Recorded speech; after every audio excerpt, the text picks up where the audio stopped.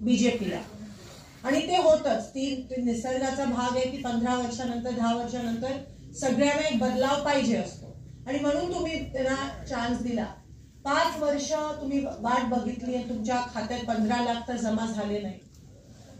त्याच्यानंतर परत 5 वर्ष तुम्ही वाट बघितली, ना महागाई कमी झाली, ना सिलेंडरचे भाव कमी झाले, ना तुमच्या तरुणांना काही रोजगार मिळाला. तर मग तुम्ही स्वतःचाच नुकसान करून घेता. आणि ईव्हीएम खराब होत नाही सर, हे मी निवडून आली नसती. जसं मेत्रे साहेब म्हणाले, जर गावांनी वन साइड ठरवलं तर ते ईव्हीएम बरोबर गडबड करू शकत नाही. म्हणून मी हात जोडून विनंती ह्यावेळेस माझ्यासाठी, साहेबांसाठी, काँग्रेस पक्षासाठी करत नाहीये, मी तुमच्यासाठी करते. स्वतःचं नुकसान करून घेऊ नका. धर्म धर्म धर्म आहे, पण धर्मासोबत कर्म पण तेवढाच महत्वाचा आहे. फक्त धर्मावर हे देश चालत नाही. धर्मावर चालणारी जी देश आहेत, ज्वलंत उदाहरण आपल्या बाजूचा देश, धर्मावर चालणारी देश ही प्रगती करू शकलेच नाही, ही पुरोगामी विचाराचेच नाहीये. आपला आणि पाकिस्तानचा जन्म त्याच वेळेस झाला, पण पाकिस्तान आज आपल्या खूप मागे आहे, कारण का ते सर्व धर्म समभावावर चालत नाही.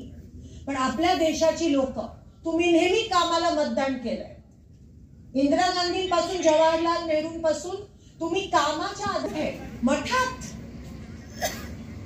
जाता. कुठे एका रेशन कार्डवर जरी धब्बा पाहिजे असेल, शिक्का पाहिजे असेल, तुमच्यापैकी कोण जातं का महाराजांकडे मठामध्ये? मग कुठे जातं आपलं देश? देशाचा विचार कोणीच करत नाहीये. आज मी इलेक्शन पुरती बोलत नाहीये, देशासाठी बोलते, आपल्या गावासाठी बोलते. सगळेच मानतात धर्म, पण इलेक्शनच्या वेळेस, वोटिंगच्या वेळेस तुम्ही धर्माचा वापर करून लोकांची दिशाभूल करून मतदान घेता. हे देश पुरोगामी विचाराचं आहे. तुम्ही या देशाला नुकसान करून देशाचा विचार बदलण्याचा जर प्रयत्न करत असाल तर त्याचा हाय तुम्हाला लागणारच. रामाच्या बद्दल श्रद्धा सगळ्यांना आहे. बांधकाम पूर्ण झाल्याशिवाय तुम्ही प्राण प्रतिष्ठा कसं करता? तो अपशगुन असतो, तो अपशगुन असतो. 11 एप्रिलला रामनवमी आहे, त्या दिवशी घ्या तुम्ही उद्घाटन. आम्ही येतो, आम्ही स्वतः येऊ त्या दिवशी. पण 11 एप्रिल पर्यंत का नाही थांबवतात?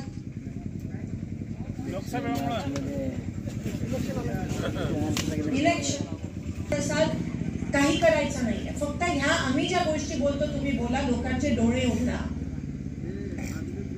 तुम्ही करा ना, तुम्हाला राम मंदिराचं उद्घाटन करायचं तर करा, पण तुम्ही युवकांना नोकरी द्या. तुम्ही राम मंदिराचं उद्घाटन करा, पण तुम्ही गॅसचे भाव खाली करा, कमी करा. तुम्ही राम मंदिराचं बांधकाम करा, तुम्ही आरक्षण द्या धनगरांना, मराठ्यांना. जेवढे आरक्षण पेंडिंग आहेत ते द्या तुम्ही, का नाही देतात? फक्त एवढंच. म्हणून हे आता विचार करण्याची गरज आली आहे. तुमची तेवढी जबाबदारी आहे. आम्ही काँग्रेसवाले आम्ही बोलणारच, सर्वसामान्य बोलण्याची गरज आहे. मी तुम्हाला एवढीच हात जोडून विनंती करते. आणि खास करून युवकांनी, ते व्हॉट्सअपचं भूत आपल्या सगळ्यांच्या डोक्यात घुसलंय. पीसी आणलं, त्यामुळे 12 दुसरे कारखाने झाले. त्याच्यात आपलं कोणी जात नाही का? मला सांगा, कोणी नाही नोकरीला तिकडे? मग आणि जाऊ दे ना, मधली लोक विसरा. मी तर विसरते. तुम्हाला त्यांनी साहेबांपासून दूर ठेवलं असेल तर मला पण तुमच्यापासून दूर ठेवलं. मी सांगते तुम्हाला, नाही भेटू दिला आम्हाला ग्रामस्थांना डायरेक्ट काही वर्षापूर्वी. मी सांगते, मी नावं घेत नाही. माझ्या मतदारसंघात तर काही कार्यकर्ते नाराज होतात कारण का मी डायरेक्ट लोकांना भेटते. मग आता तसं चालू करायचं का? कामं झाल्याशी कारण, कामं आपण जनतेसाठी करतो. लोकशाही, जनता जनार्दन.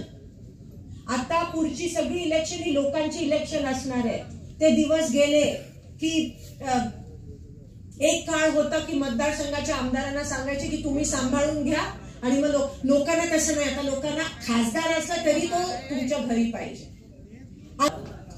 आणि म्हणून आमच्यामध्ये आणि तुमच्यामध्ये आता आम्ही तरी कोणाला येऊ देणार नाही. लोकसभेचा कोणी उमेदवार असला, पण काँग्रेस पक्षाचा झेंडा आणि काँग्रेस पक्षाचं वर्चस्व जर इकडे कोणी कमी करत असेल तर खबरदार. काँग्रेस पक्ष ही माझी आई आहे आणि काँग्रेस पक्षापासून आज मैत्रीच्या आता अफवा पसरवतात आज की शिंदे साहेब आणि काही काँग्रेस पक्ष आमच्या रक्तात आहे, रक्तात.